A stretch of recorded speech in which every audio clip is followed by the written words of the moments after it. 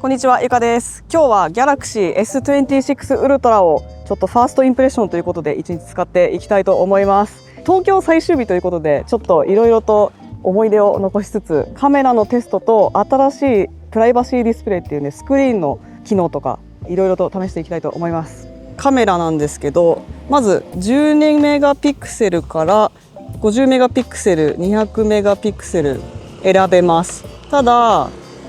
200メガピクセルにすると倍率が1倍、5倍、10倍。10倍だと、でもここまでいけますね。こんぐらいまでいけます。で、12メガピクセルにすると全部使えるんだけど、0.6 倍から10倍までいって、さらにちょっとこのビルの上、ここを見てみましょう。10倍、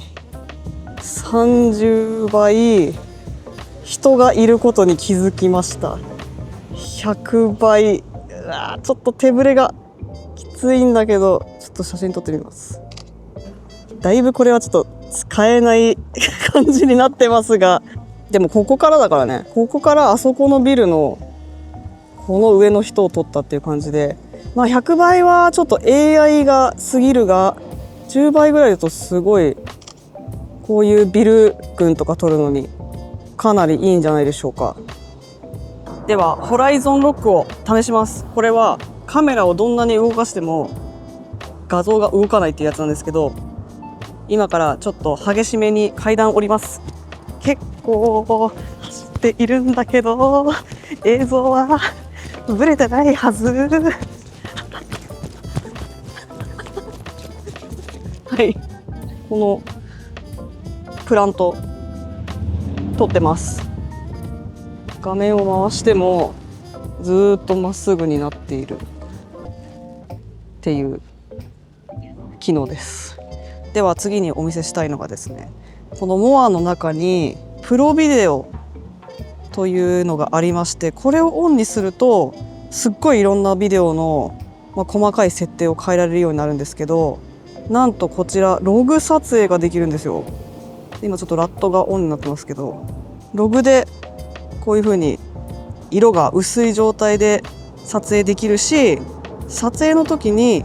ラットを適用した状態でプレビューすることができます。そしてスタンダードとかブロックバスターみたいにこういうちょっとティール&オレンジみたいにすることもできるし、カミングオブエイジはなんかちょっと青春的なやつだったり、ロマンス、スリラーといろいろと違うテイストのものが入っています。私はちょっとこういうティール&オレンジがやっぱ好きなので、これを見つつ撮ってみたいと思います。で、今はビデオのサイズが HD から 8K までいけるんですけど、プロビデオモードだと 24fps が撮れるんですけど、普通の動画モードだとなぜか30と60しかないんですよね。なので私は24派なので24で撮ってみたいと思います。はい、でこんな感じでログが取れてて、でこのギャラリーアプリの中でさっきはプレビューでラットが当たってたんだけど、ログのまま保存されています。でこれを編集して、でここで別のフィルター的なものを当てたりとか、ラット別のものを当てたりとかして、でコピーをセーブすることができます。なのでこれを使うと iPhone とかでもログ撮影できますけど、別のアプリを使ってラットを当てるか、パソコンに取り込んで編集ソフトでラットを当てたりしたんですけど、この Galaxy の中ではギャラリーアプリに直接そういったラットの編集機能がついているので、ログで撮影してもうそのままスマホで編集してもうそのままインスタに上げるとか、そういったことができちゃいます。S26 Ultra はもう一つめちゃめちゃ重要な目玉機能がありまして、それがプライバシーディスプレイというものです。名前の通りプライバシーを守ってくれるディスプレイの機能なんですけど、これがねなかなかすごいんですよ。まずちょっとこうやって普通に画面が見えますよね。こういろんな角度にしても、横からでもある程度見えますよね。なんですがコントロールパネルを開いてプライバシーディスプレイをオンにすると、まっすぐ見てるとあんま変わってないと思うんですが、横から見るとプライバシーが守られるというか、あんまり画面が見えなくなります。上下も同じです。いかがでしょうか。こういうことをするためのフィルムとかあるじゃないですか。でもフィルムをつけると、ずっとそれがついてる状態になっちゃうので、オンオフはできないですよね。このプライバシーディスプレイは必要な時にオンにして、いらない時にオフにすればまた見えるので、友達に何か見せる時とか、別に一人でいる時とかオンにしなくていいので、こんな感じで普通のディスプレイとして使えて、必要な時はオンにできるということです。そしてさらになんとプライバシーディスプレイの中にプライバシーディスプレイをオンにする条件を結構細かく設定できます。これに関してはアプリごとにオンにしたりとか、パスワードとかを入力する時だけオンにするとか、そういったことができます。